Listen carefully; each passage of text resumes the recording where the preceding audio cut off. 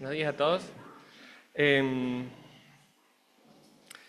les pedí si podíamos compartir de nuevo esa canción porque, bueno, muchas de las cosas que estamos viendo en el libro de Esther, que es el que estamos estudiando hoy, también de las que vamos a ver hoy, tenían que ver con esa letra.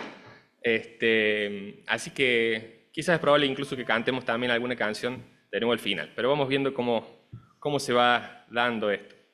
Le pedimos recién a Dios que nos guíe, que nos dé, que nos podamos enfocar en lo que la palabra nos dice. Y creo que es algo que no es solo para cuando estamos acá el domingo, sino para cada momento de nuestra vida, ¿no? Pero especialmente creo que es importante que prestemos atención a lo que Él nos dice en toda circunstancia y en toda situación. Voy a prender el cronómetro, así después no me dicen que es tan largo esto.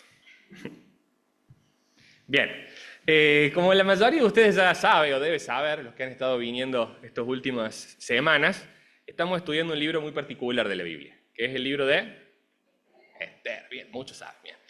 Es un libro que está en el Antiguo Testamento y tiene algunas características que son casi únicas. El libro relata, un poco el objetivo al escribirse el libro es un poco relatar el origen de la fiesta de Purim, que es una fiesta del pueblo judío. Pero es una historia que es realmente atrapante y que es sorprendente. Espero que la hayan podido leer hasta el final y si no que lo hagan, ¿sí? Porque está muy buena, aunque por ahí se haga un poco de spoiler de los mensajes que vienen, pero creo que es importante que conozcamos la palabra. Esta historia tiene además muchos protagonistas, variados protagonistas, de distintos orígenes, distintas formas de actuar, distintas posiciones en el lugar donde estaban, en el imperio persa, que es donde sucede esto en este lugar y en este tiempo. Y estos protagonistas tienen cosas para mostrarnos, como vamos a ver hoy. Un punto más, que ya lo hemos dicho muchas veces acá, quizás si alguno viene por primera vez en estas últimas semanas, lo escucha ahora, pero ya lo hemos dicho muchas veces, pero que es, creo que bastante interesante analizar, es que de esas cosas que hacen único al libro de Esther, una de ellas es que no se nombra explícitamente a Dios. Pero sí queda claro de que Dios está actuando en esa historia.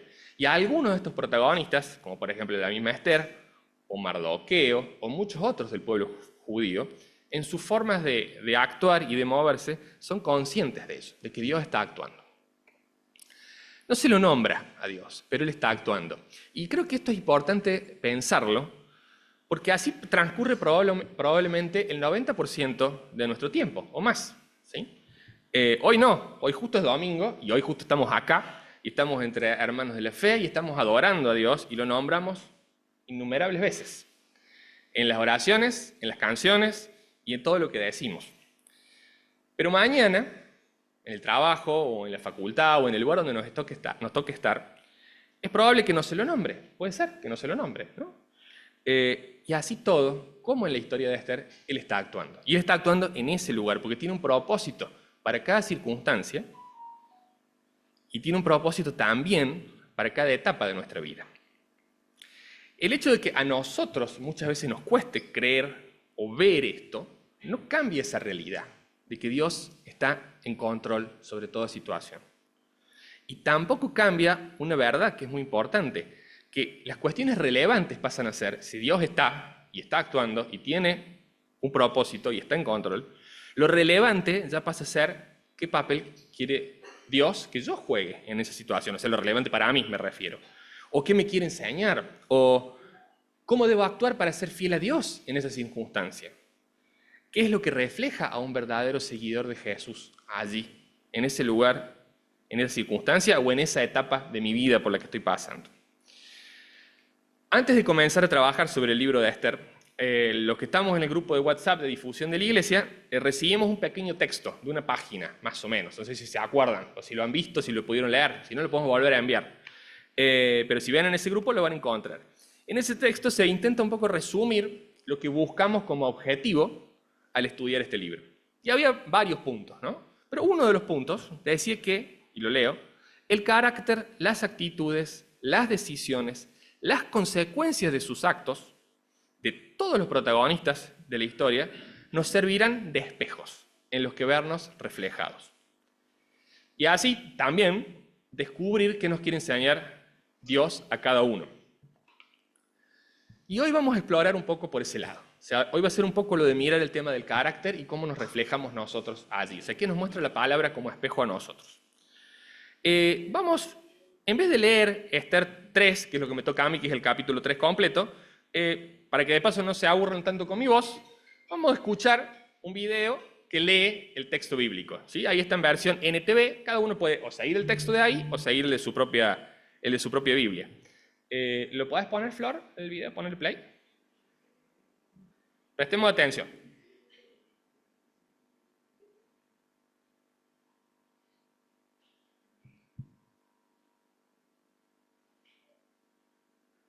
Debe ponerle para. Poner pausa.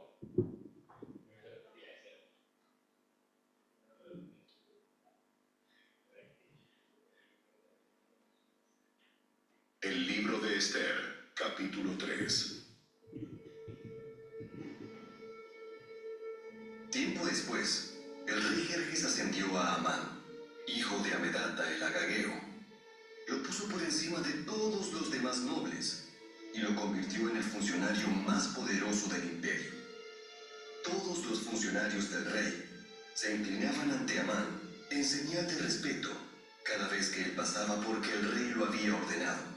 Pero Mardoqueo se negó a inclinarse ante él o a rendirle homenaje. Entonces, los funcionarios del palacio, que estaban a la puerta del rey, le preguntaron a Mardoqueo: ¿Por qué desobedeces la orden del rey? Todos los días le hablaban de lo mismo, pero aún así, él se negaba a cumplir la orden. Entonces le informaron a Amán para saber si él toleraría la conducta de Mardoqueo, ya que Mardoqueo les había dicho que era judío. Cuando Amán vio que Mardoqueo no se inclinaba ante él, ni le rendía homenaje, se llenó de furia. Como se había enterado de la nacionalidad de Mardoqueo, decidió que no bastaba con matar solamente a él. Entonces, buscó la forma de destruir a todos los judíos a lo largo y ancho del imperio de Jerjes. Así que, en el mes de abril, durante el año 12 del reinado de Jerjes, echaron el plan a suertes en presencia de Amán. Las suertes se llamaban Purim, a fin de determinar cuál era el mejor día y mes para llevar a cabo el plan.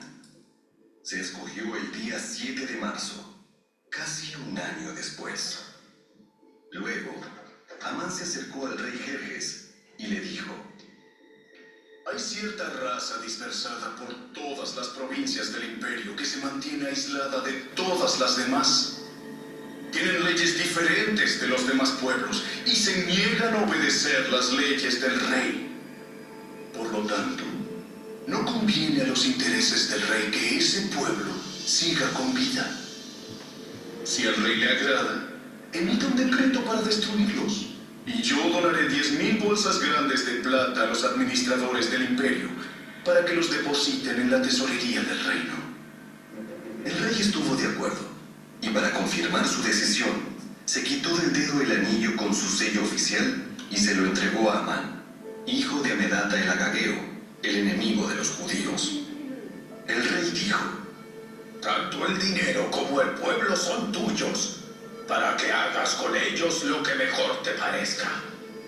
Así que, el 17 de abril, citaron a los secretarios del rey y se escribió un decreto tal como lo dictó Amán.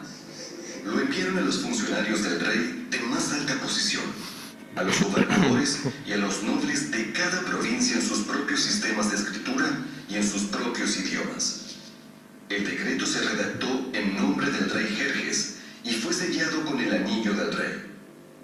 Se enviaron comunicados a todas las provincias del imperio mediante mensajeros veloces, con orden de matar, masacrar y aniquilar a todos los judíos, jóvenes y ancianos, incluso las mujeres y los niños, en un solo día. El plan estaba programado para el 7 de marzo del año siguiente.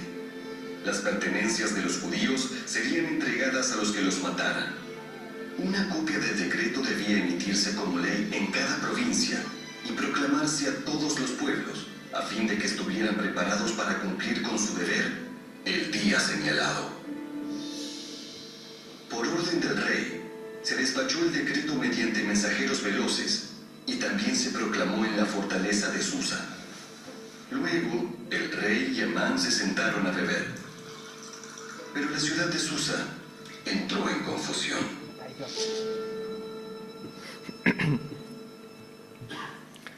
Bien. Pasaje comienza diciendo algún tiempo después, o después de un tiempo. Y es decir, comienza situándonos temporalmente. Con respecto a la coronación de Esther, o sea, cuando Esther fue coronada reina, los hechos que se narran aquí suceden unos 4 o 5 años después. Y es en algún momento de ese periodo que el rey Asuero, o Jerjes, es el mismo rey con 2 nombres diferentes, asciende a Amán al segundo lugar de importancia en el imperio. En esta primera parte del pasaje de hoy, en los primeros versículos, se nos presentan los protagonistas, o algunos de estos protagonistas. Voy a nombrar a algunos de ellos. Uno es Amán, que habla que es agageo, descendiente de Agag. Ya vamos a explicar un poco qué es eso. Que fue ascendido al puesto más importante.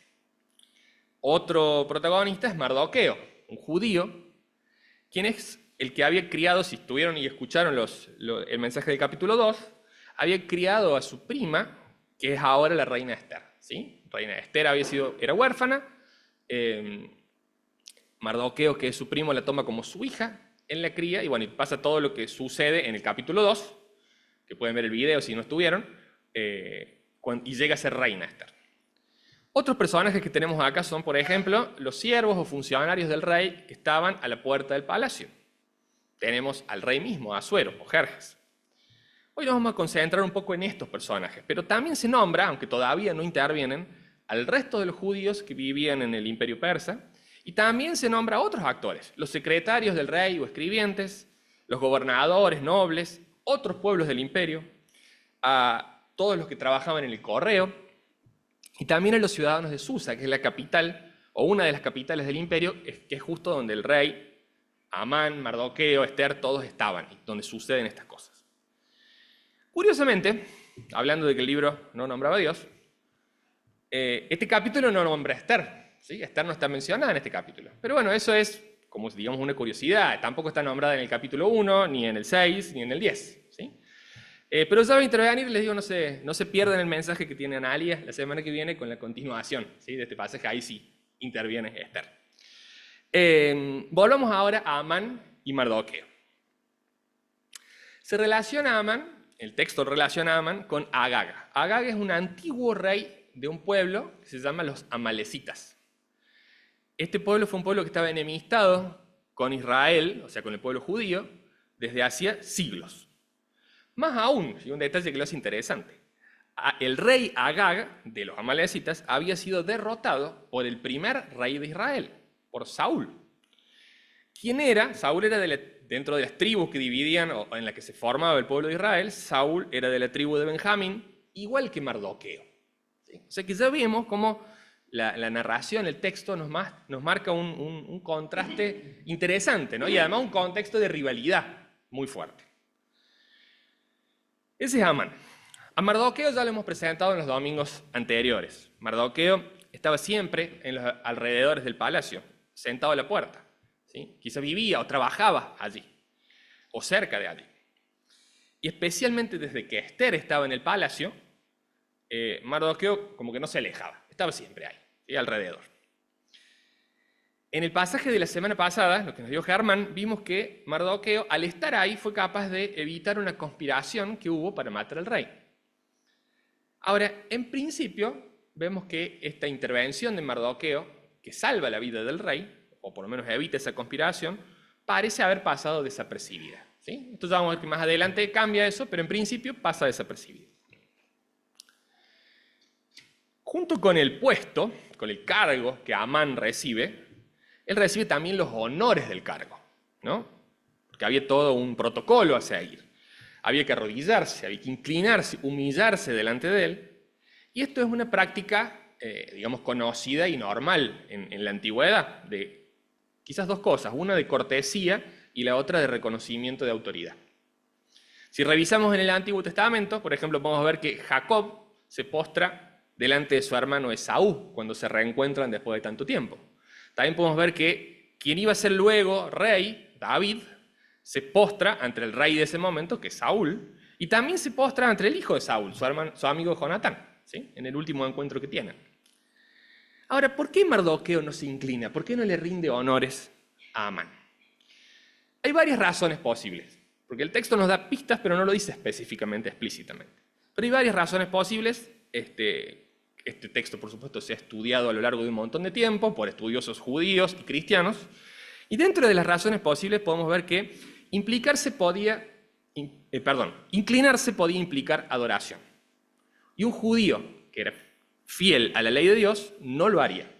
Si vemos, conocen la historia de Daniel, quizá la han visto, la hemos escuchado muchas veces, en el libro de Daniel, que se sitúa digamos, el mismo imperio, van cambiando, hay quienes son los pueblos que gobiernan, pero es el mismo imperio, y Daniel vive en un contexto de costumbres muy similares a estas. Todos aquellos que eran judíos, fieles a Dios, tuvieron muchos problemas por este tema de arrodillarse, inclinarse o rendirle pleitesía o hasta culto a los líderes políticos, los reyes o emperadores que había. Es más, los rivales de estos judíos se valían de esta cuestión para hostigarlos, ¿sí? Lo acusaban, ¿viste? Mira Daniel, vos que lo tenés, mira lo que hace Daniel, no se quiere, etcétera, ¿no? Esa es una razón de por qué Mardoqueo no lo hace. Otra razón puede ser simplemente la enemistad que había entre los amalecitas y los judíos. Mardoqueo puede no haberse querido arrodillar ante un enemigo. Y se ha mencionado también, esto de nuevo, repito, no está en la palabra, pero por comentaristas de este texto muy antiguos, de que era normal o era bastante probable que Amán, por su posición, hubiera llevado algún tipo de ídolo en su vestimenta o en su cuerpo, colgado del cuello, lo que fuera, o sea, algo que representaba a un dios de los persas. Y por lo tanto Mardoqueo nunca se iría a arrodillar ante un ídolo si quería ser fiel a la ley de Dios. Estas son las razones posibles, pero de todos modos hay una cosa que queda clara, que está en el versículo 4, que la razón para no inclinarse tenía que ver con el ser judío, ¿sí? Ahora, a Mardoqueo lo que lo movía era su fidelidad a lo que eso representaba para él. Y esto seguramente estaba combinado tanto lo religioso, es decir, su fidelidad al Dios del pueblo judío, como también su pertenencia al pueblo judío, al pueblo de Dios. En el versículo 8 vemos que los judíos no seguían todas las costumbres del imperio, ¿no? Amán, en esta manipulación que intenta hacer, incluso dice que no cumplían las leyes, pero bueno, si hay una cosa que está clara es que los judíos no seguían todas las costumbres del imperio donde vivían. Eran diferentes y se notaba que eran diferentes. Hoy nosotros también debemos vivir como extranjeros en este mundo. Lo expresa la palabra de Dios, 1 Pedro 2 dice eso, ¿sí? Y quizás nos hemos puesto a pensar más de una vez qué costumbres de nuestro tiempo no son compatibles con la fidelidad a Dios. ¿Qué costumbres de nuestro tiempo no debemos seguir si queremos ser fieles a Dios? Y de esas cosas, ¿cuáles son las que más nos cuestan? ¿Y por qué nos cuestan tanto? Las respuestas a estas preguntas seguramente son personales y son individuales, ¿sí? Yo los estimulo a que nos tomemos el tiempo en la semana y que las busquemos a estas respuestas en intimidad con Dios, incluso pidiéndole a Dios su guía y su luz sobre nuestros corazones, ¿no? Cantábamos una canción que hablaba acerca de eso, ¿no? De que Él nos muestra lo que hay dentro nuestro. También hacer este ejercicio de ver qué me cuesta a mí, en mi intención de ser fiel a Dios en este tiempo, qué me cuesta a mí. Podemos hacerlo con alguien en que confiamos. Puede ser de ayuda también, porque otros por ahí ven en nosotros ciertas cosas que a nosotros nos cuesta más. Bueno, estas preguntas quedan de tarea para la semana. Todos los que preparamos un mensaje a veces nos dicen que dejemos preguntas de tarea para la semana, así que estas quedan de tarea. Ahora vamos a seguir con los personajes que tenemos acá. La actitud de Mardoqueo no pasa desapercibida, ¿no? ¿Quiénes se dan cuenta? Los otros que están ahí con él. Los funcionarios del rey que están en la puerta del palacio. Lo notan y lo confrontan con esto, dice el texto, todos los días. Todos los días, ¿y por qué vos no haces esto?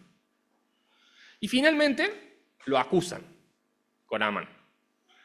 Yo pienso por dentro mío, hago una paráfrasis interna mía de mi tiempo y diría, bueno, a ver si ahora sí, como todos nosotros, se inclina. O si se la banca y le dice a Amán de que no se inclina porque es judío. Ellos seguramente esperaban de que Mardoqueo se acobardara. o bien de que fuese castigado. El papel de estos funcionarios o siervos del rey Asuero nos deja también algunas cosas para reflexionar, para mirarnos al espejo y ver si podemos descubrir algo que el Señor quiere mostrarnos a nosotros en su actitud. Porque hay por lo menos, dos perspectivas posibles que podemos traer quizás a nuestro tiempo o a nuestra vida. La primera es, ¿hay personas a las que les molesta que vivamos de una manera diferente a ellos? ¿Hay personas a las que les molesta que vivamos de manera diferente a ellos? Siempre las va a haber. Y eso no debe influenciarnos. Si somos hijos de Dios, como decíamos antes, que dice 1 Pedro 2, somos extranjeros de paso por este mundo. Y a ese respecto, lo que Dios nos manda es claro, está en ese mismo pasaje, después si quieren búsquenlo, 1 Pedro 2, 11 y 12. 1, que no demos lugar a los deseos humanos que nos llevan a pecar. Y 2, que tengamos una conducta intachable entre los otros que no creen en Dios. Y eso, lo más lindo es que ese pasaje termina diciendo que eso va a hacer que ellos den gloria a Dios. ¿Sí? Que es quizá lo que más nos cuesta creer a nosotros en la previa, ¿no?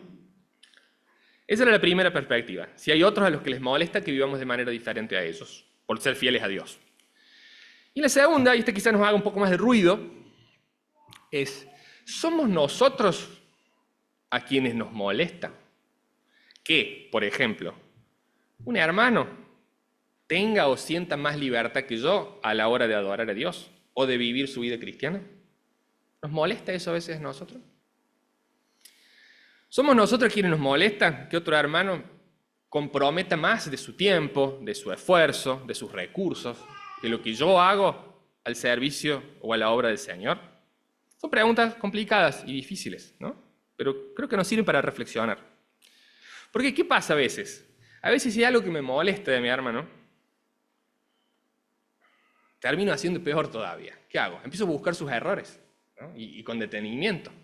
O puedo buscar aliados, otros que compartan mi manera de que le molesten a él también las cosas, para justificarme yo y para criticar a otro. Quizá algo parecido a lo que estaban haciendo estos funcionarios o siervos. Y la palabra del Señor es clarísima al respecto. Voy a nombrar por lo menos 4 pasajes, no los vamos a leer a todos, pero ¿qué nos dice el Señor? El Señor nos dice que consideremos a los demás como mejores que a nosotros mismos y que busquemos su bien antes que el nuestro. ¿Dónde dice eso? ¿Alguno se acuerda? Filipenses capítulo 2. En Efesios dice que conservemos la unidad que el Espíritu nos da. O sea, si el Espíritu nos une, nosotros tenemos el trabajo de conservarla, a esa unidad. Romanos dice que no somos quien para criticar al siervo de otro señor. Y sobre todo, Jesús nos dice en el libro de Juan, ¿qué? Que nos amemos los unos a los otros. ¿No? Bueno, avancemos. Hablamos recién de los siervos de la puerta del palacio. Ahora, veamos lo siguiente. En este capítulo no solamente sucede el hecho que dispara la trama del libro de Esther, sino que aparece por primera vez uno de los actores centrales. El villano de la historia, Amán. Pero tengamos cuidado. No sé si a veces han hecho ustedes este ejercicio con otros villanos que encontramos en la palabra, pero es muy fácil para nosotros etiquetarlo así. ¿Sí?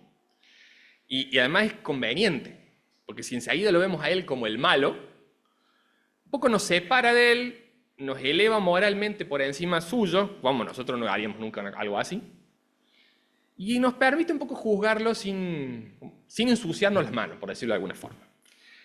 Sin embargo, el carácter de Amán también está en la palabra para que nos sirva de espejo y para que escuchemos lo que el Señor tiene para decirnos a nosotros. ¿Acerca de qué? Quizás acerca de las cosas que consideramos valiosas o dignas de admiración en otras personas, y por lo tanto, lo que eso dice acerca de nuestro propio carácter, nuestras propias motivaciones, nuestras propias actitudes. Así que el desafío que creo que tenemos es, por ahora por lo menos, buscar ser objetivos en nuestro análisis y ante todo ser honestos con nosotros mismos, delante de la palabra del Señor. Y en este caso, como estamos analizando el carácter de una persona, acá me voy a ir un poquito más allá del pasaje, no me voy a restringir a estos versículos, sino que vamos a buscar algunas evidencias que encontramos acerca de Amán en todo el libro de Esther, ¿sí? Amán había llegado a la cima del mundo, el lugar más alto al que se podía acceder sin tener sangre real. El segundo lugar, luego del rey, en el imperio más importante de la época. Y él sabía valorar eso, porque seguramente les costó muchísimo esfuerzo llegar a cumplir con semejante meta. Nos imaginamos todo su ser, su mente, su fuerza, su tiempo, todo comprometido y jugado para llegar a esa posición de poder, de riqueza, de reconocimiento y de amistad en sus relaciones incluso con el rey y su familia. Por lo que la historia cuenta más adelante, además, sabemos que su esposa, su familia y sus amigos ocupaban un lugar importantísimo en su vida. Se rodeaba de sabios que lo aconsejaban y además era su orgullo tener la casa llena de gente cercana a él. Seamos honestos, mirándolo de esta forma, si Amán fuese alguien de nuestro tiempo, probablemente lo admiraríamos, ¿no? Diríamos, qué bien, ¿a dónde llegó? Y todo el esfuerzo que puso. Lo seguiríamos en las redes sociales. Incluso capaz algunos sabría cómo se llama el perro de Amán, ¿no? Esas cosas que sabemos de gente conocida y famosa. Para muchos sería un modelo a seguir. Según su propia escala de valores, que no difiere mucho de la de nuestro tiempo, él tenía todo. Por lo tanto, suponemos, debía estar satisfecho, ser feliz. Pero hay un detalle insignificante comparado con su grandeza, que nos muestra lo contrario.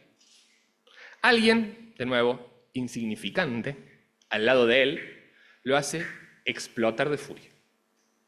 Mardoqueo. En primer lugar, la emoción, la ira, el gran enojo, lo invade, lo envuelve la indignación a Amán. Nos pasa, ¿no? ¿Es verdad?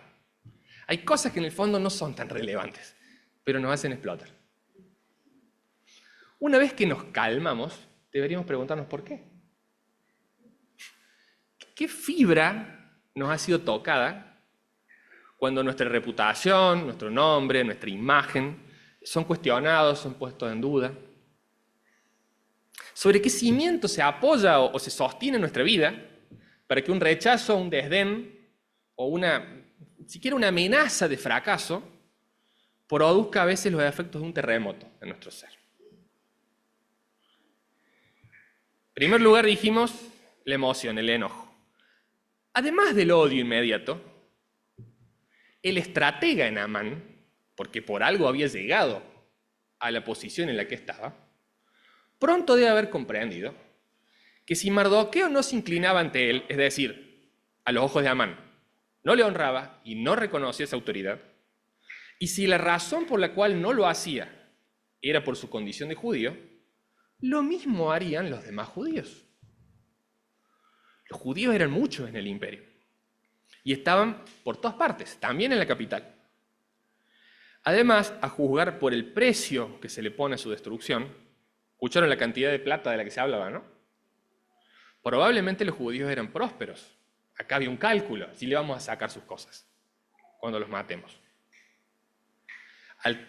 Entonces eran muchos, estaban en todos lados, probablemente eran prósperos y además, seguramente, si eran muchos y eran prósperos, tenían influencia, ¿no?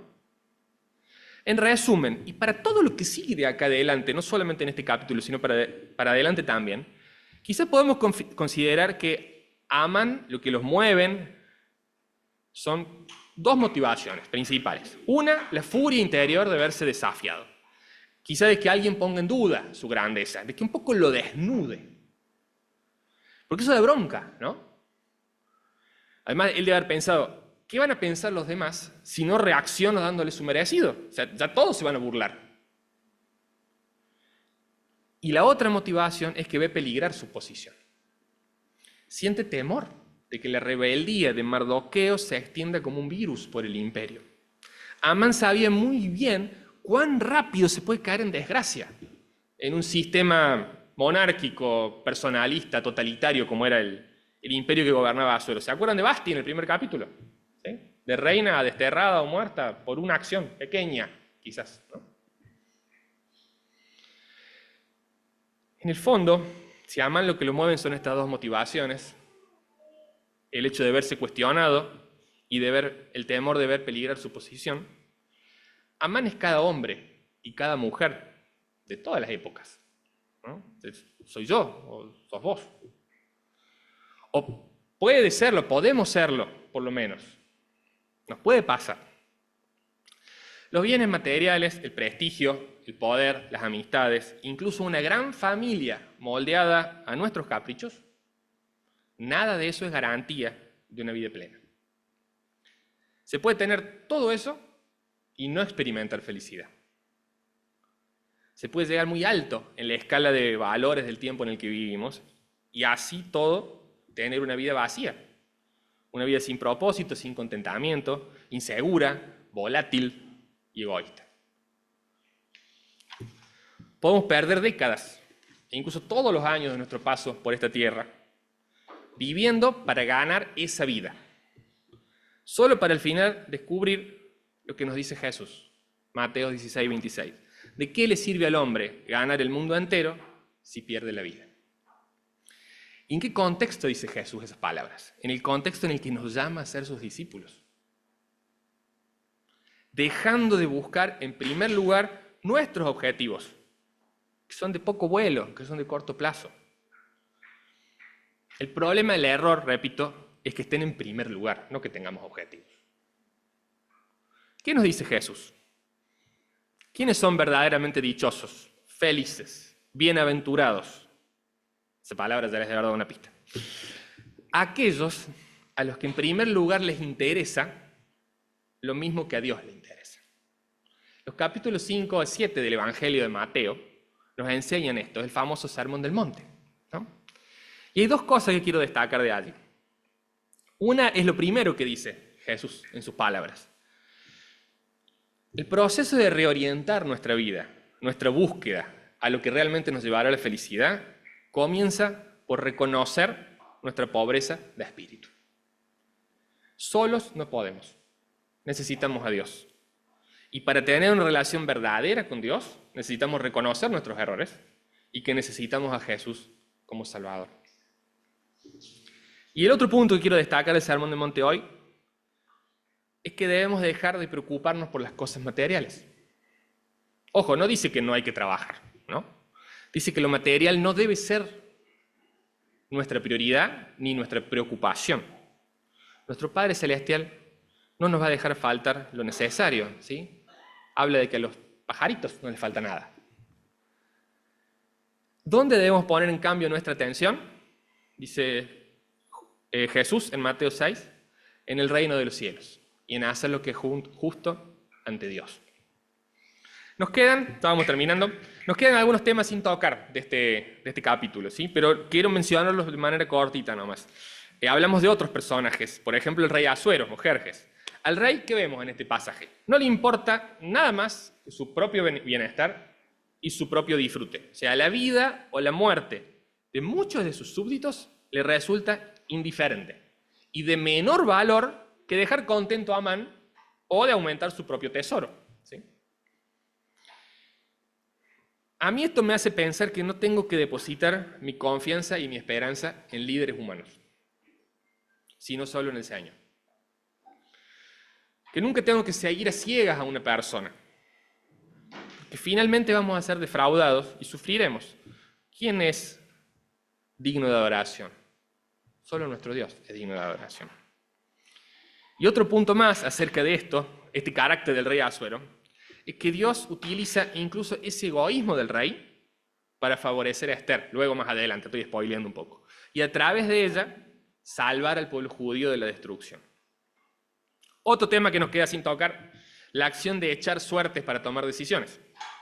De esa palabra suertes, que es la palabra Purim, y de la fecha en la que cae, se deriva luego la fiesta de Purim de los judíos. Esto lo vamos a ver bastante más adelante cuando estemos cerca al final del libro. Pero ¿qué quería yo destacar acerca de esto? Que aquí también Dios está en control de la situación. Las fechas determinadas por la suerte le dan a los judíos, decía ahí, casi un año para prepararse. Y sobre todo, le dan el tiempo suficiente a Mardoqueo y a Esther para que puedan llevar adelante los planes que Dios tenía para su salvación, ¿no? Comentamos al principio que aunque a Dios no se lo nombre, sea en pequeños momentos o en situaciones importantes de nuestra vida cotidiana, Él está presente. Él está en control de la situación y tiene un propósito y un papel para nosotros ahí. En este contrapunto de consecuencias terribles entre Amán y Mardoqueo, Dios también está presente y también actúa. Guía y fortalece a Mardoqueo para que haga lo correcto a pesar de las presiones. Prueba el corazón de cada uno de los que están allí para que se haga visible qué es lo que mueve sus decisiones y sus acciones. Y cuando avancemos en la historia de Esther, nos vamos a dar cuenta cómo van saliendo a la luz estas motivaciones escondidas en el interior de cada uno de los protagonistas. Y ante todo vamos a ver que la presencia de Dios, concreta y real, provee lo necesario para la salvación y la liberación de su pueblo, porque lo que leemos ahora es espantoso, el plan que se había hecho para destruirlos, ¿no? Pero Dios provee la salvación y liberación. Y al mismo tiempo lo hace enseñándoles a confiar y a buscar en Él la salida. No quiero adelantarme ahora, pero después vamos a ver cómo el pueblo todo hace ayuno, por ejemplo, ¿no? Nos queda, quizá lo último, o una de las últimas cosas, un ejercicio para hacer, que se los propongo para que lo hagamos ahora. Que hagamos una pausa e intentemos hacer este ejercicio. Consideremos cada uno en nuestro interior, quizás alguna o algunas situaciones particulares que estemos viviendo en este tiempo. Sean personales, sean familiares, sean laborales. Concentrémonos especialmente, si hay alguna, en esas en las que Dios parece estar ausente o lejano, donde no se lo nombra, o casi no se lo nombra, o si se lo nombra no se lo tiene en cuenta realmente. Miremos ahora esa misma situación, seguimos en el ejercicio, desde otra perspectiva. Incorporemos a nuestro punto de vista la confianza, la certeza absoluta de que Dios sí está presente, de que sí está al control, de que sí está actuando, de que sí tiene un propósito, que es para su gloria y para nuestro bien, en esa circunstancia. Porque sí lo tiene, Él sí está. Sigamos con el ejercicio. Desde esa certeza, entonces, ¿cambia algo nuestra perspectiva? Quizás no es que de golpe veamos una salida donde no la veíamos, ¿no? O quizás sí. Sin embargo, desde el punto de vista de la confianza en el Dios verdadero, en el carácter de ese Dios que nos ama, ¿podemos ver algo diferente? ¿Podemos recurrir a Él de una manera distinta? ¿Disponernos de corazón a lo que nos quiere enseñar? ¿Ser fieles a Él en el rol que nos da en esa situación? Ahora sí, quizás seguir los pasos de Jesús en esa circunstancia.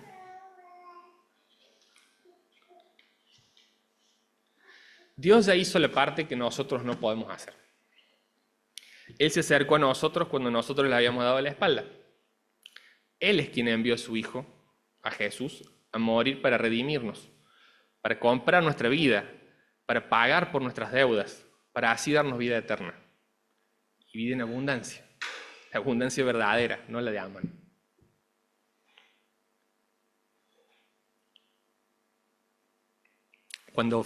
Hoy no lo vamos a hacer, pero cuando celebramos la cena, lo que hacemos es recordar esa sangre derramada por amor en favor nuestro. Ese cuerpo atravesado por un castigo que nuestro pecado, nuestra rebeldía, nuestro egoísmo merecen. ¿Y qué nos queda hacer a nosotros? Nos queda creer. Creer de verdad, creer con el corazón, proclamar con la boca, caminar sus pasos con nuestro cuerpo, entregar al Señor nuestra vida, con lo que toda esa palabra quiere decir, entregar al Señor nuestra vida. Y amar con todo nuestro ser a nuestro Señor. Dice la Biblia que su amor el amor de Dios no tiene fin. Que cada mañana se renuevan sus bondades y que su fidelidad es grande. Que podamos decir junto con el autor de esas palabras, el Señor lo es todo para mí, por eso en Él confío. Muchas gracias.